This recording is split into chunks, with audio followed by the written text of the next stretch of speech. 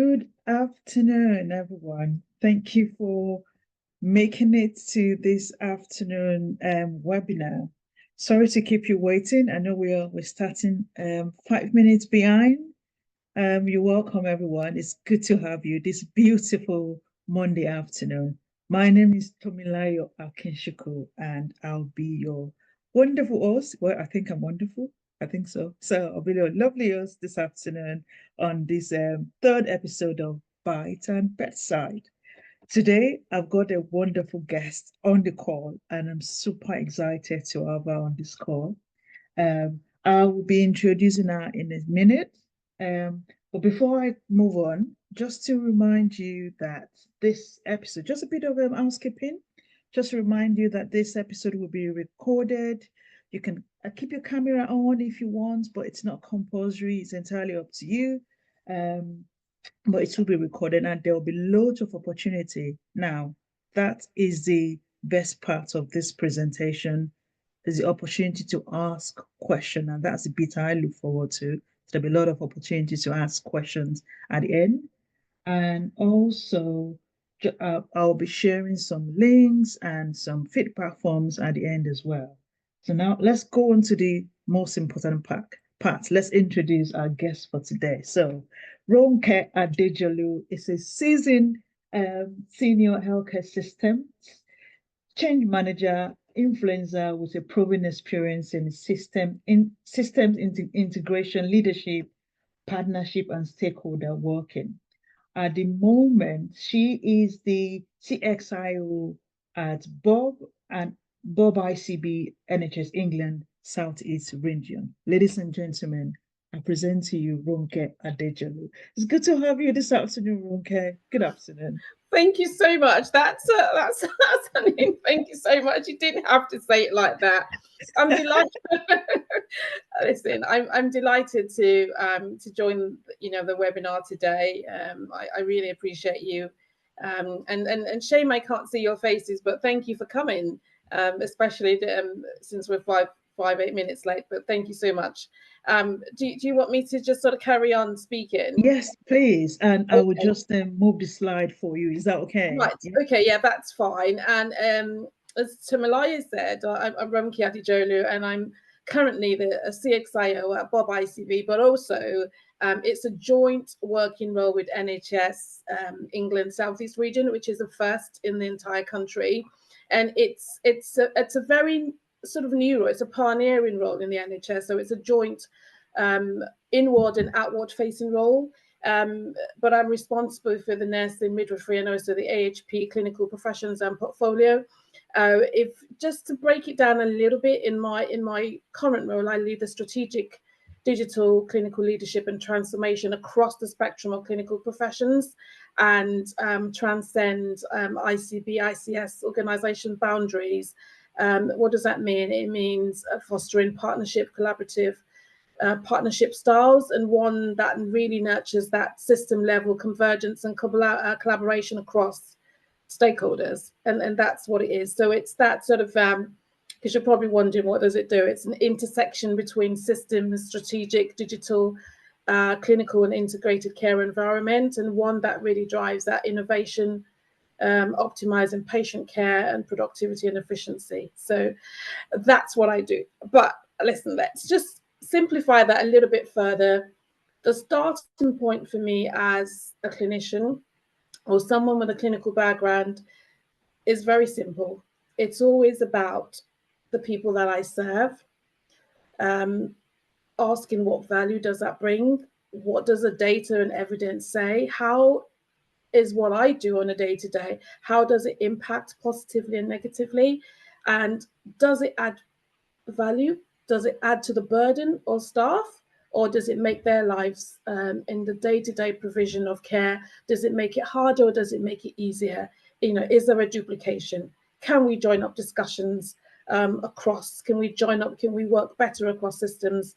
But also ultimately, what does it mean for patients' outcome and experience? So that's pretty much what I do on a day-to-day basis, and that also varies depending on where I am. So that's it. Next slide, please.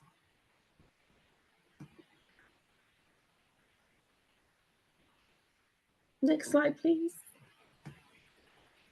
Okay, so you're probably wondering what this. Has anyone ever seen?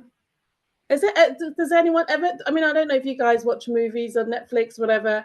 Does anyone remember what this movie is at all? Does anyone know? Can anyone remember? It's slightly old. No. Have I got hands? No, no one. I'm just checking if there's any hands. No, There's no hands. No, okay. no hands. No, so I'll just tell you a quick story. So it isn't a movie, actually. This was my dream. When I was growing up, I wanted to be, and you can see it looks like a movie set, doesn't it? And that was what I had in my head when I was a young girl, and I wanted to be a roving reporter. I wanted to be jumping out of aircrafts and helicopters and really capturing events as they happen. And that's why you see me sort of, and I haven't given up on that, in my dream, but I'm hoping to get there at some point in some form or shape. But I just thought I would share that, because we all sort of grow up thinking we're going to do this. We're going to, we have all different things in our minds. Definitely mine changed. At one point, I wanted to join the army. So there you go. But this was one of my dreams. So I haven't quite achieved it yet, but I will get there. Thank you. Can I have the next slide, please?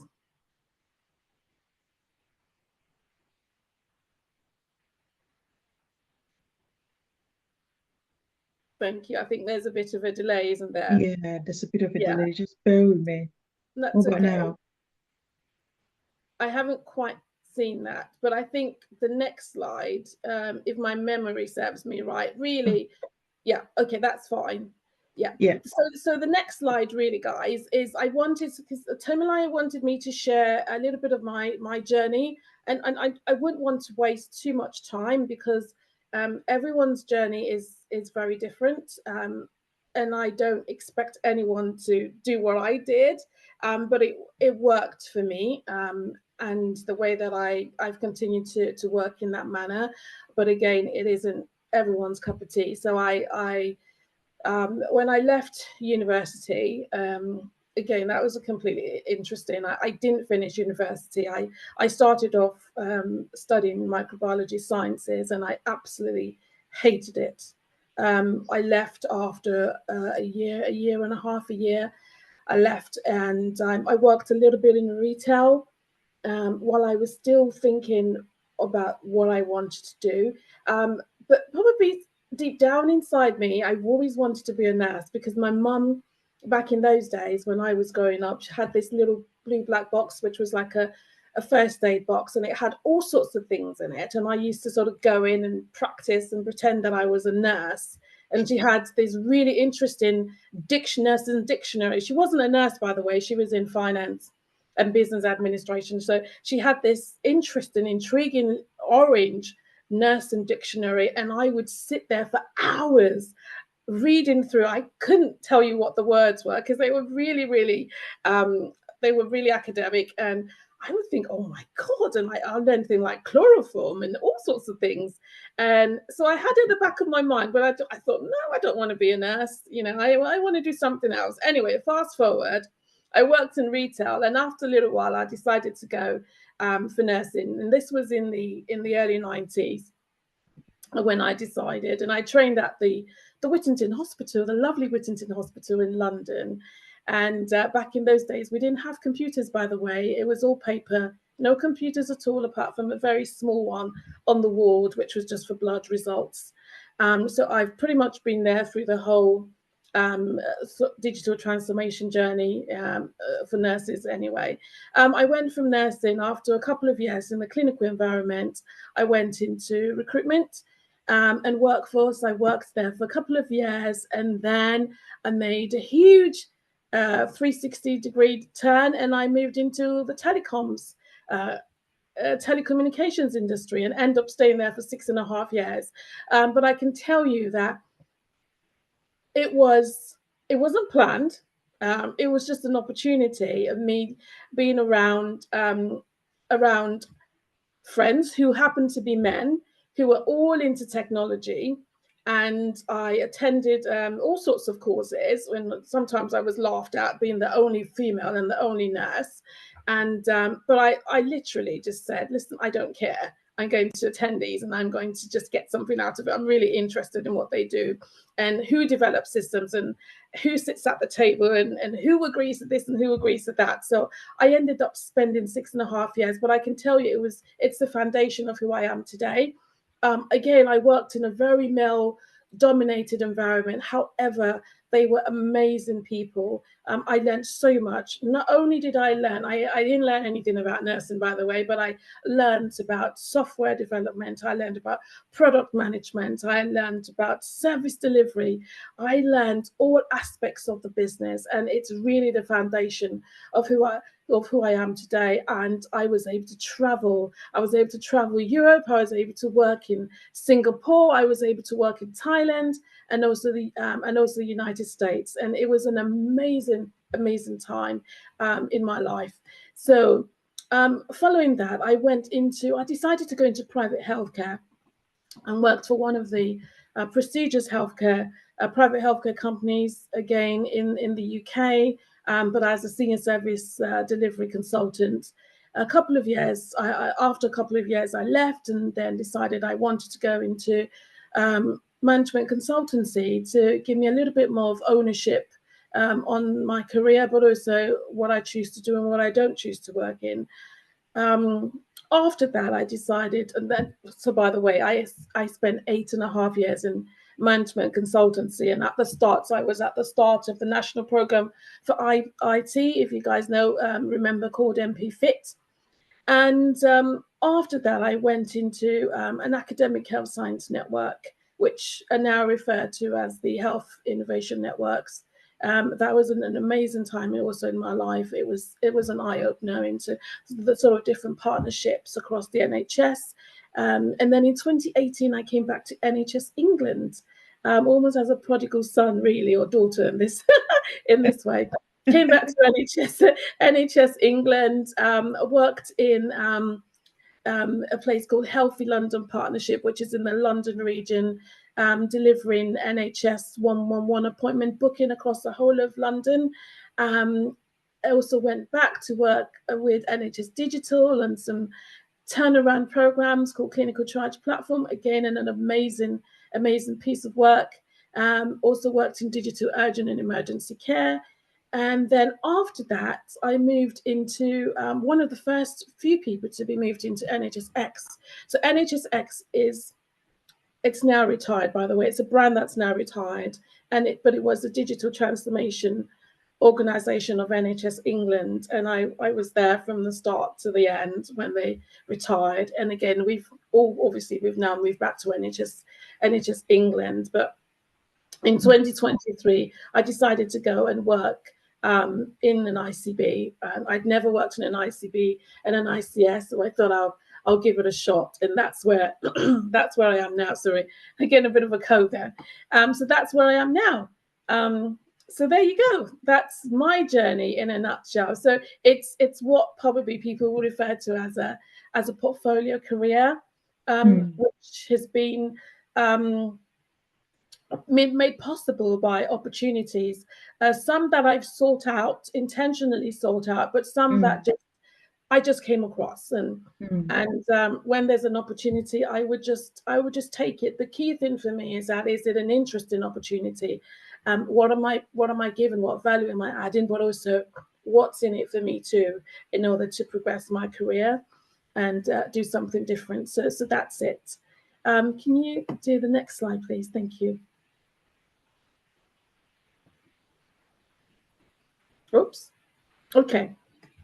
I just wanted to share very quickly, and I know this particular session is around revalidation, but I really just wanted to share this, and any opportunities that I get, I'm going to just run through this very quickly.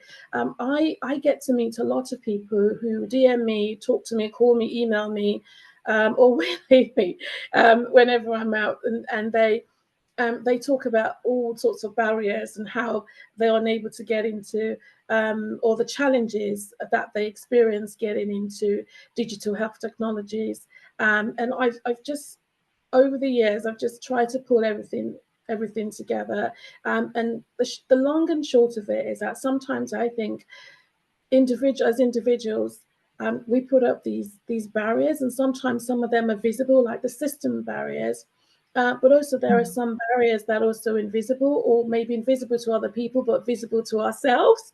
And one of the first ones that I see, that I think a lot of people do, is that self-rejection and self-doubt.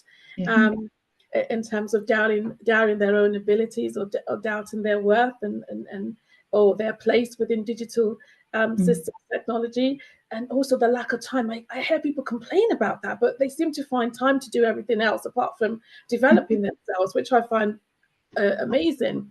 Or they can't afford to invest in it, and all of a sudden you find something else, but you do find that money pretty quickly, or you're waiting for an organization to invest in you. Well, organization isn't always going to be there to invest in you. And also with the NHS, with all that's going on, they may not have the money, the funding to do that. So it's about looking for those right, it's looking for those opportunities online, and there are tons and tons of them. And I know we have very limited time today, but I can talk you through all of that. This is another good one. Saying that I'm too old. I don't think people say they're ever too young. Because when they say they're too young, I'm too young. Actually, people like being too young because they don't have to pay all the bills and mortgages and stuff like that.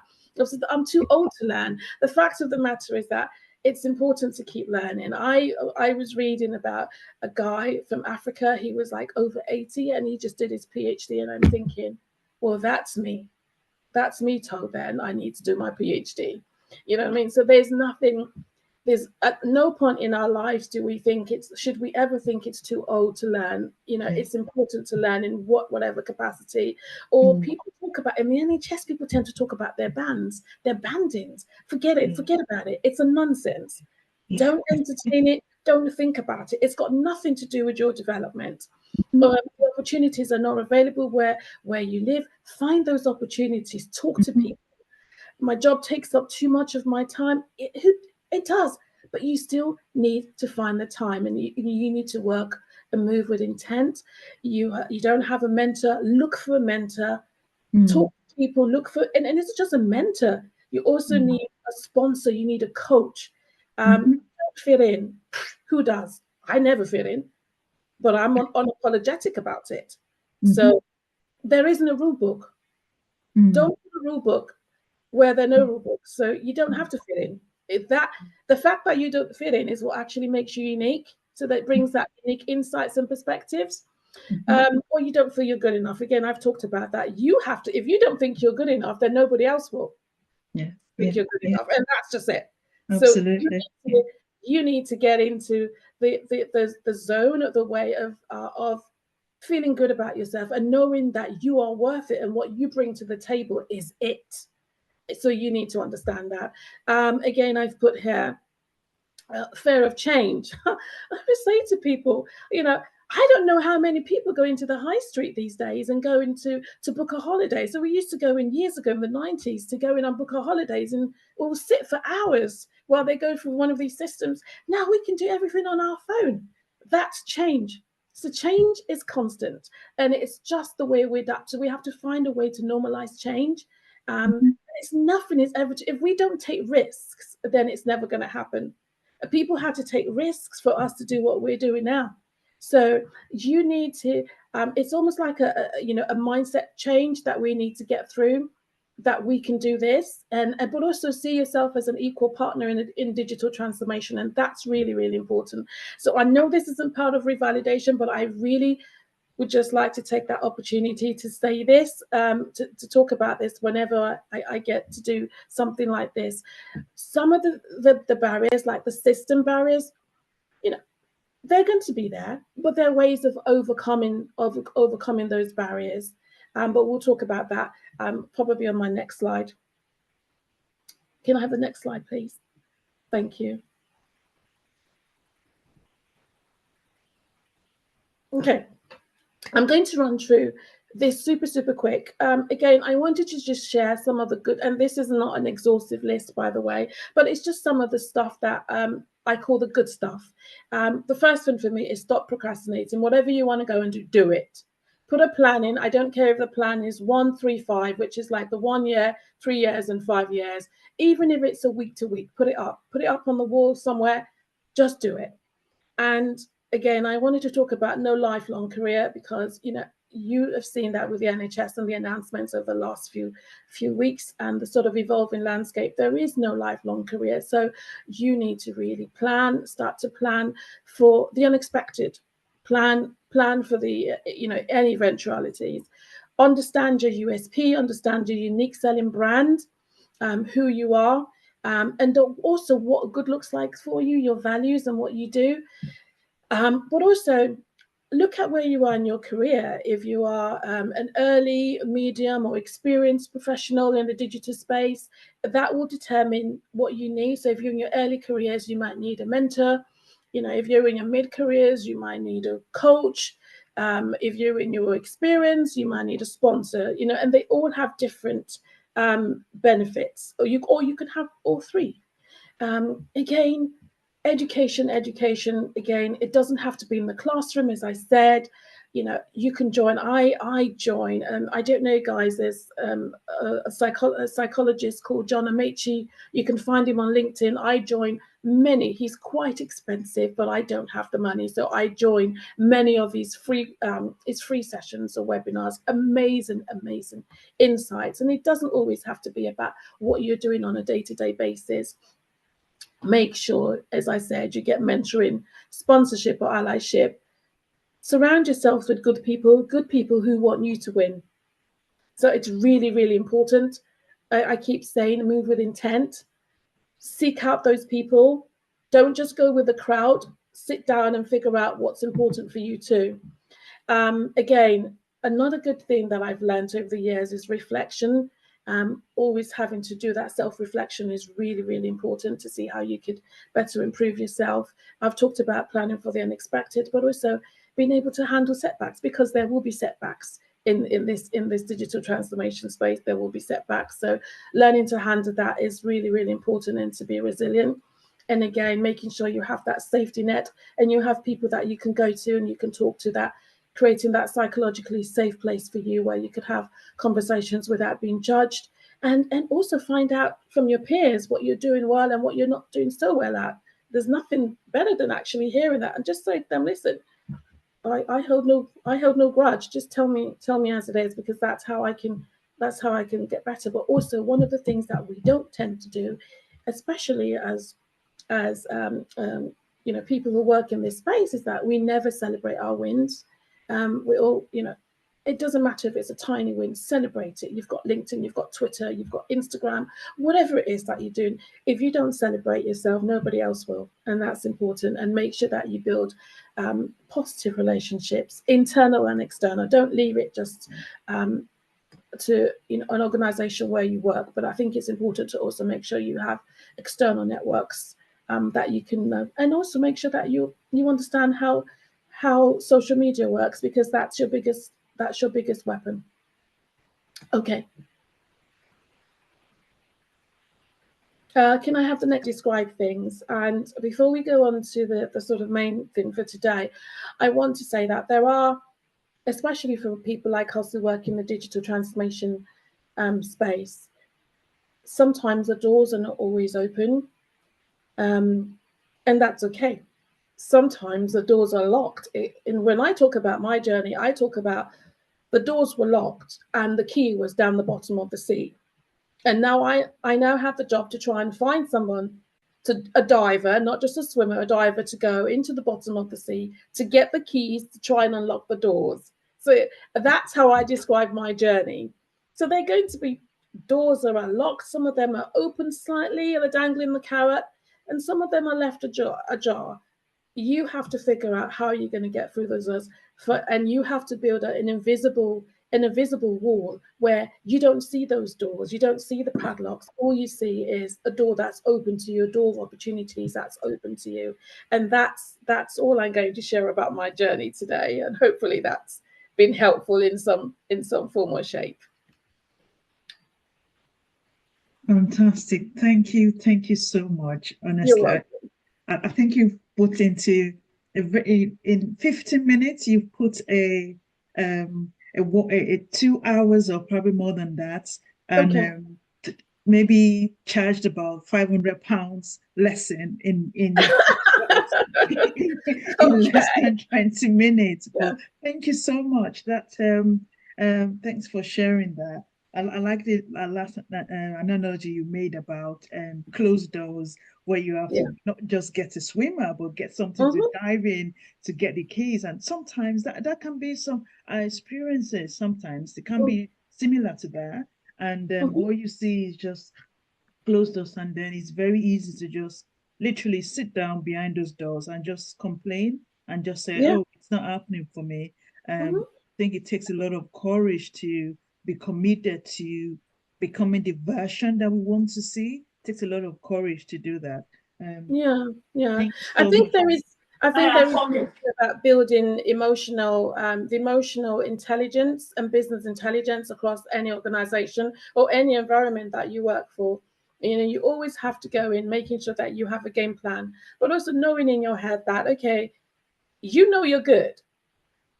You're going to try and prove that you're good, but you need to understand, but other people sitting opposite you may not think that, or they may have a different opinion, and that's okay. But you still need to be able to walk out knowing that you are the best, and they would never get better than it would never get better than you. And so you need to be able to build that, and not take it personally. It's just job, you move on to the next. I have a rule: if I ask for something the first time with rationale and justification and I don't get it, I ask you for the second time with justification and rationale and I don't get it, I will not go back to you the third time. That's it. I'm done. I'm moving on. And that's how I do things. Yeah, I think that's fantastic. I think it's knowing it's about the premium we put on ourselves, Mm, isn't it? mhm. It's about Yeah. how we view ourselves. If you view ourselves as, oh, I'm hoping somebody they will have to do this for me. I need them to do this for me. Instead of seeing Mhm. ourselves, you use a keyword earlier on about equal partners. If you don't Yeah. see yourself as, okay, I'm a nurse, I'm in this space, I bring value to this table. Yeah, it's Yeah. win-win. I bring value, we make things better. If you don't see yourself that way, if you see yourself as, oh, what can I get out of this? What can I get out of this? Then it won't be balanced that way. So thank you for sharing that so beautifully. Thank you. You're That welcome. brings me on to the conversations around revalidation, and just a bit of a quick story about that. So the this idea about this topic came from a conversation with a friend. I was Okay. so excited about about my job, and I was just talking about what I do every day. And then the colleague stopped me in my track, and a colleague said to me, "Right, you're doing all this wonderful thing in your job. So how are you going to revalidate then?" And it Hmm. dawned on me at that moment that I actually haven't thought about that, and it got me Hmm. thinking. So does that mean as a nurse in the digital space, or as a nurse interested in working in digital space, is there a restriction on me, or does that mean I cannot revalidate, or is it going to be traditional nurses that will revalidate? So I don't know if you can Hmm. shed more light on that. Yeah. So can I just ask, the people attending today, are they all nurses, and have they all done reval? I mean, I can't see anyone at the moment, but are they nurses who work in the digital space? Is this their first time? I mean, I don't know. I believe that Or is that that just a mix? yeah, I think 80%, 90% of us on this call are nurses, registered nurses. Some are based internationally or locally. But Yeah. and also I would say about 50, 40% of us on this call are in the digital space. Others are not. They're Okay. looking at trans moving into the digital space. Yeah. Okay. So it's just that I didn't want to be condescending in talking too much about the NNC revalidation, because I'm sure they can read all about that online. Can I just say, because I'm going to be honest, so when I worked in the private sector, I've worked predominantly in the private sector, which meant that my registration had lapsed 10 years plus. So I had to go back and um, do my return to practice, actually. And if you Google my name, you'd probably see my return to practice blog that I wrote. And it was at that point, after 3 years, and actually I did my return to practice during COVID, guys. How crazy is that? Wow. I had to do 225 hours within 6 months, including a full-time job. So that was pretty hard. All my weekends were done basically doing 10-hour shifts. So if I'm being honest with you, my first validation really happened in, well, we're in 22, after so many years, and it was pretty new to me because I qualified in the early 90s. We didn't have that. It was really new to me, but it was also a learning point for me. So which I had to call friends. I had to call a friend and say, hang on a minute, how do you do this? And how do you do this? But it gets better. But just for those who don't understand it, or who don't really know much about the revalidation, it is a mandatory process for nurses and also midwives, because there could be people who are dual qualified here, overseen by the NMC. And really, it's not designed to catch you out, by the way. It's designed to make sure that we as nurses and even midwives remain fit to practice and continue to meet the professional standards. So we have to do this every 3 years, unfortunately. And it's about showing how we keep up to date, reflecting on our practice, continue to develop us professionally.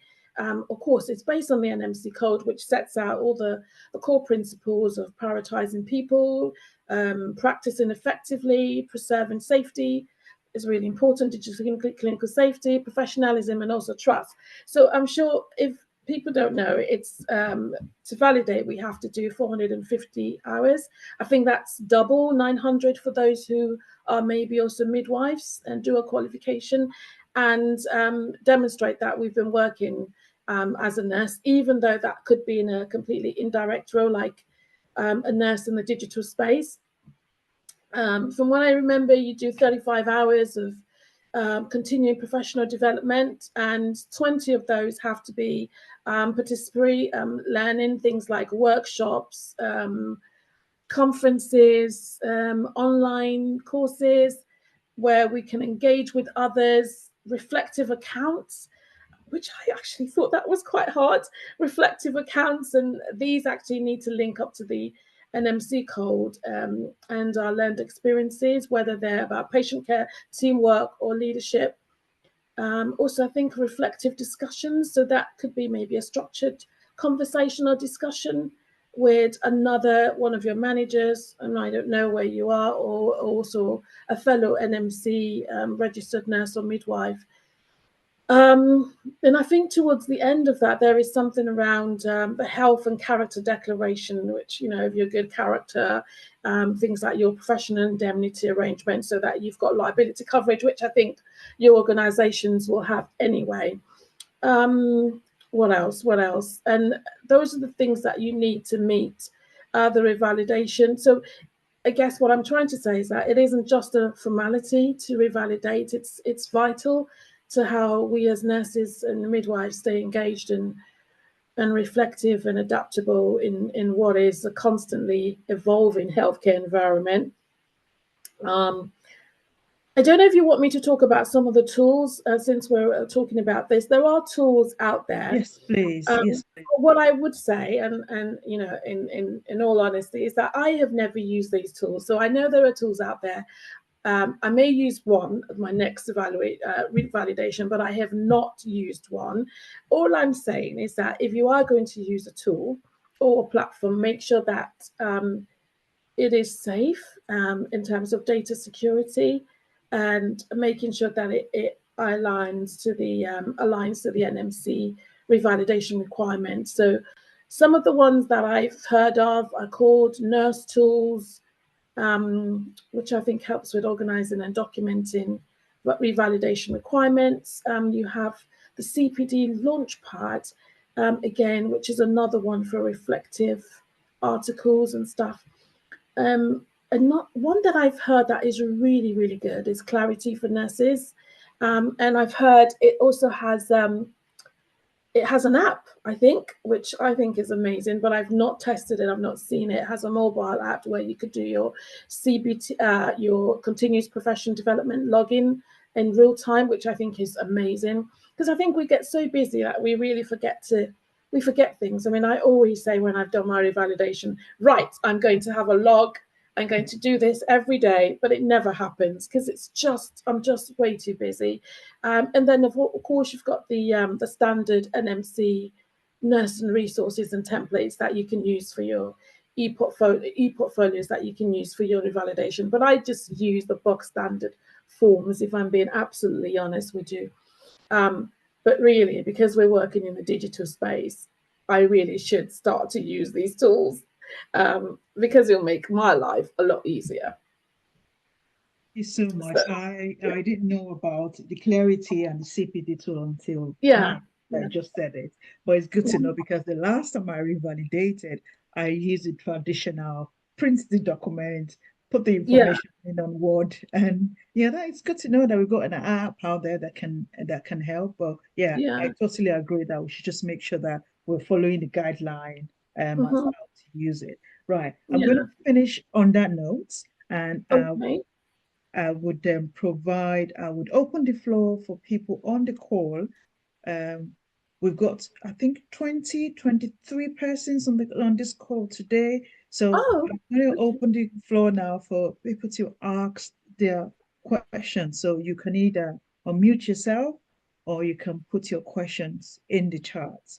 So now is your chance, ladies and gentlemen.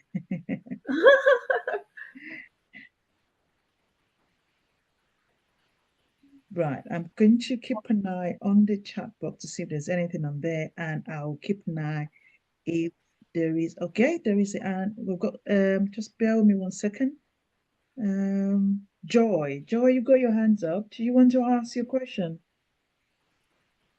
Hi, thank you so much for the webinar. I enjoyed the talk. I just wanted to ask, somewhere along the line, you mentioned mentorship, and for a nurse who wants to transition into digital health, with no background in digital health, no knowledge of digital health. How can this nurse benefit from mentorship? How do we know where to find mentors who will guide us on how to transition into digital health? Thank you, Joy. Excellent, excellent question. And listen, I would say you do not need a background in digital to transition into digital health. So don't worry about that. However, what I will say, what I will advise is that you have an open mind, because when we talk about digital, it's vast. It's vast. And a lot of people tend to link digital just with the clinical, and I'm talking in a clinical context, they talk about the clinical information systems like the EPRs, the electronic patient records, and it's more than that. It really is, because you need people to be able to scope the requirements, which takes a different skill to really understand pathways and how we can reimagine pathways and workflows. That is business clinical transformation, but probably one of the bedrocks of anything that we do in the NHS. Service redesign with a digital element. So they're different things. Of course, there are things like clinical coding, clinical informatics, and specialist areas, but just having a conversation, being able to have the confidence to have a 2-hour conversation where you're going back and forth negotiating and influencing with a supplier of a clinical system is a skill in its own. So what I would say is that be open about digital. Don't make any decisions until you've explored what's out there. You could start from asking around your organization if they're too busy, but don't limit that to the organization. Can I tell you what I do? I use social media quite a lot, and I would contact anybody, even the president of a country or the prime minister. I would DM there. The worst they would say is the worst case scenario. They'll say no. And that's okay. I'll move on to the next person. But I would ask and look at people, listen to people, go online and read about people, find out, there are a lot of conferences that take place, digital conferences like HET, Digital Wide, Digital Summer School. Start to really put faces to the names that you come across and look at, okay, I've search them up on YouTube or the podcast and figure out who are these people and what are you interested in, and start to make those links and reach out to them. Just say, hey, I'm so and so and so and so and so. I was reading your blog. I came across this. Oh, I met you at a conference, but I didn't get the time to speak to you. Can I do this? I would like to do this. Can you show me? You've got to make those connections. You've got to make those connections. Reach out to these different organizations and learn. Listen, YouTube is an amazing, amazing resource. It isn't just for watching videos, pastime videos. You could do anything and learn about anything on YouTube to give you the confidence to be able to have those conversations. So it's as simple as that. I'm also here. If you want, reach out to me. Reach out to me. If I can't do it, I can certainly signpost you to someone who can. I can link you in. Digital health is another resource where you could find the Shuri Network. Also do a lot. I did some work for the Shuri Network back in 2018, 2019, 2020, I think, before COVID hit. That's another. If you need any help, let me know. I'm happy to connect you in any way, but don't put any limitations on yourself. Fantastic. Thank you so much. That's very helpful. I've got the next questions on the next work question here from Precious, and I think it's a bit right about mentorship and sponsorship. So please talk about the difference between mentorship and sponsorship. Oh, wow. I'm just going to, that's the question. I love that name. Sounds like precious gemstone, precious jewelry. I love it.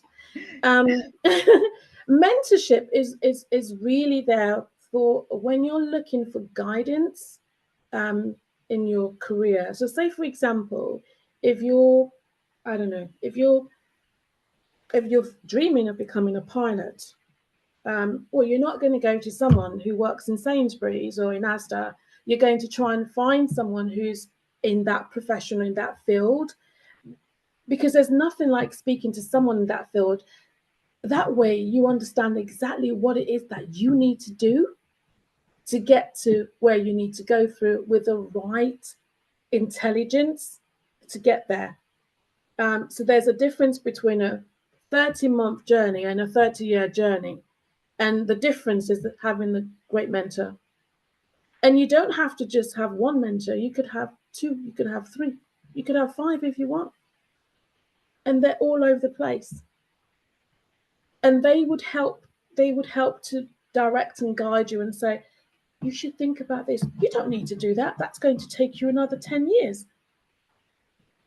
I talked about a PhD. I was speaking to one of my mentors earlier on this year saying, should I do a PhD or should I do a DBA? Should I do an MBA? And we were just exploring. And that's what a good mentor does, because they know what's going on. They've been through that journey, but they also know what's going on out there.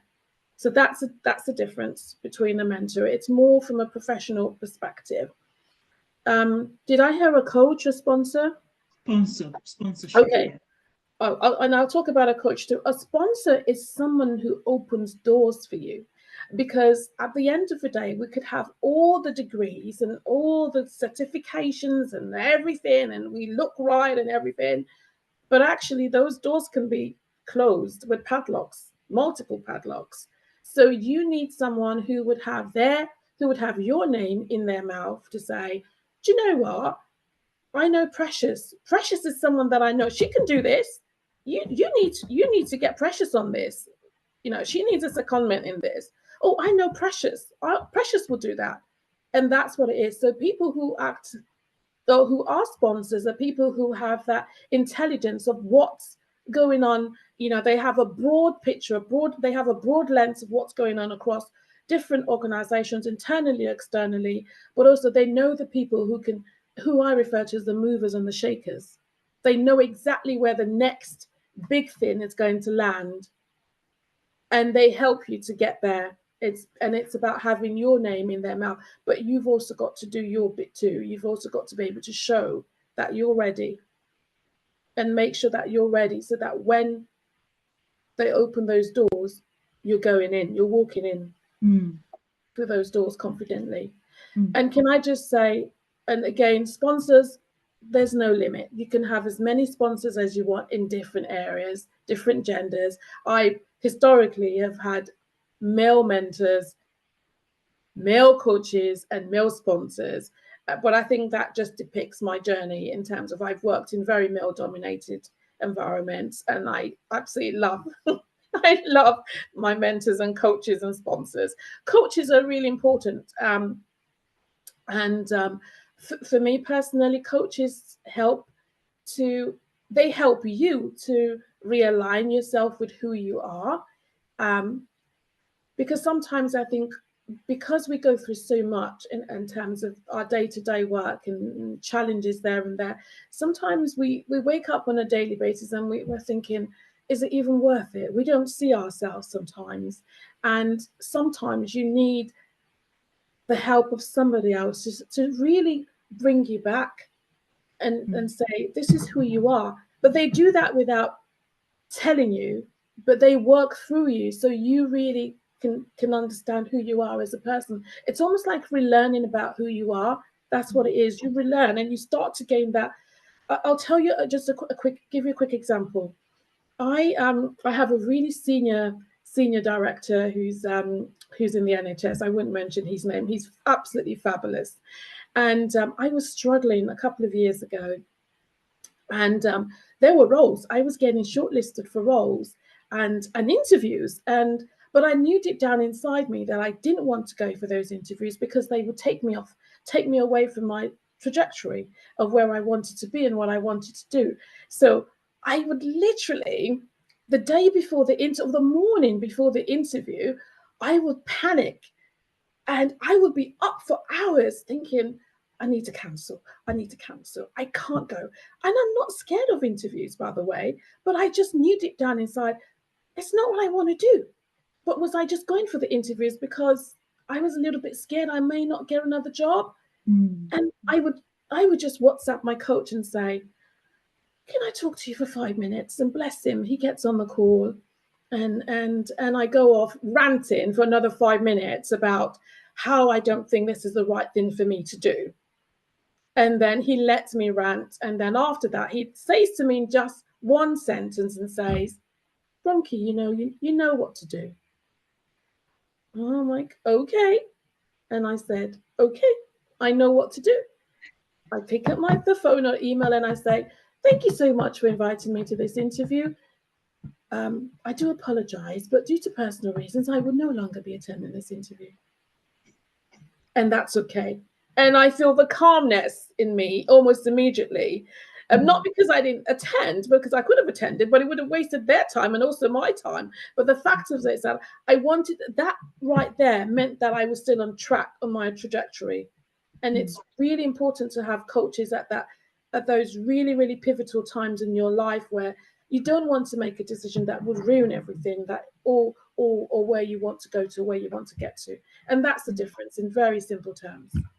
Fantastic. So we've got coach, mentor, and sponsor, and they're two different things. And it's very important as a nurse, whether you're in digital or not, to find someone to find them, to make sure you have those covered. Fantastic. Thank you. I've got a question from Shukurat, and it's about, could you please mention the names of the the revalidation apps again, please? One was called CPD Launchpad. Okay. Another one is Clarity for Nurses. Okay. And then I think another one's Nurse Tools. But as I said, I've never used any of these. I've heard. But again, please get in touch with the NMC, because they may also have tools that they use. And considering that where we're going in this evolving landscape, with digital, hopefully with digital being considered the sort of a key practice sort of element of it, I'm sure they're probably thinking about having a tool, putting a tool in place to make it a lot easier for everyone. And just to add to what you said, as nurses, we can pull 2 or 3 persons interested in developing an app for a CPD app, and just come up with an idea and present it to the NMC. I'm sure NMC will appreciate it. So that is something coming from us for the NHS, instead of waiting for somebody to do something for us. Absolutely. Doing it with ourselves. So that's just an idea for anybody. Yeah, absolutely. And you don't even have to, I mean, you could do the ideas for an app, but also you could write about it. You know, you could write a short 500 word, or collaborate or co-write something together, and then send that to the RCN. So the RCN, I remember, has, if you guys were members of the RCN, they have a community of practice for digital. And in that, you can tag them with your publication, and you can do whatever you want and send it. You don't always have to wait for people. And that's the beauty of being here. You're your own boss. You could write things. And when I talk to people about catapulting your career, that's one of those things. Make sure it's concise, understand your audience, understand where you're going. And don't regurgitate what's been done. So there's nothing that bores me than reading something, and I know that it's been said for many years, but it just looks different, but it's the same thing. So do something original, do something authentic, do something that's inspirational, that's sustainable, something that's futuristic, that people haven't thought about, but something that will benefit generations to come. That's the stuff that gets me excited. Yeah, fantastic. Thank you. I've got a question here from Charity, and this is a question I tend to have all the time. This is a question that everybody tends to ask me when I tell them about what I do. So the question is, what mandatory and advantageous training and courses would you recommend for a nurse looking to transition into the digital health space? I wouldn't. I wouldn't. So listen, as I said, digital is don't put these barriers. Again, these are barriers. Don't, unless you're specifically going into certain areas. So say, for example, if you're going into clinical informatics, you may want to do a clinical informatics course, or if you want to do programming, you might, or if you want to do analytics, that requires a special skill. But as I say, just having the sort of fundamental knowledge about the different aspects of digital, go onto YouTube, pull up anything, you would see it there. Listen to it over and over and over again. Go onto NHS Elect. They have courses. Yeah. Do a fellowship. I wouldn't say to you to go, and because there are things. Listen, you can go on courses if you want to, but I can tell you from experience that nothing beats actually the actual experience that you gain from different roles. For me, it's about finding a role where I can learn, I can have hands-on experience. That's the most important thing. And it's bringing all those together. You can do courses if you want, but when you get there, then you need to get the role to be able to work from a practical point of view. Yeah. So that's what, unless it's something specifically that really interests you, then go for the course. Or get your organization to sponsor you for that course. But there are just so many ways in how we can contribute or participate in digital. Yeah, I totally agree with you. Yeah, hopefully, Charity, hopefully that's helped. And I know people ask, but I can tell you this, when I started out, this was in the 90s now, there were some courses, and I don't know if anyone remembers, called C++ and Visual Basics. And I jumped on that because the men around me were doing that, but they were going into programming. Actually, it's a boring thing. I hated it. It was boring. And I did SQL Server too. SQL Server. I hate it. I hate doing things like that. I'm thinking, why did I go into things like that? It's of no interest to me whatsoever. But I know exactly what I'm good at in the digital space. Mm. So it's do you know what I mean? It's about understanding, what are you really interested in? Are you Absolutely. interested in the clinical or the business transformation? Are you interested in the technical part of it? Are you interested in clinical informatics? Are you interested in data and cybersecurity, which is are you interested in service design? It just depends on what you're interested. But don't jump and go into a course. Speak to people, because you may not need to do that course. Yeah. Yeah, I'm with you on that. I think there's a big debate around, oh, do I need to have a master's in data analysis or a master's in clinical informatics? And I'm thinking those courses are not cheap if you're going to do them. No, but you also need to want to do that. I don't have a master's in clinical informatics. I didn't want to do that. There you go. my master's in healthcare leadership. When I did my bachelor's was in health services management. So I'm a leader. That's who I am. I'm a strategist. So I don't have to go and do clinical informatics. I've just had a proposal approved to develop a community of practice for clinical informaticians in my organization. But that's not what I do. That's not what I'm interested in. But I can certainly influence policy. Beautiful. Yeah. To do that.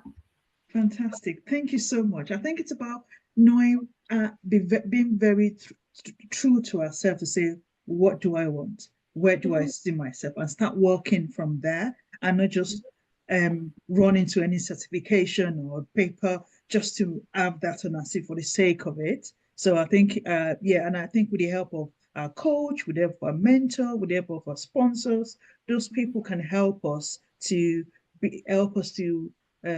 know ourselves a bit more, and then find our path and just go on our own journey, because our stories are different. Our journeys are they're different from one person to the other. So, and that's the beauty of it. So thank you so much. I don't think I got any question in the chat, or yeah, thank you, Abosede. Thank you for the thumbs up. I'm just looking through the chats now. I think we've answered all the questions in the chat.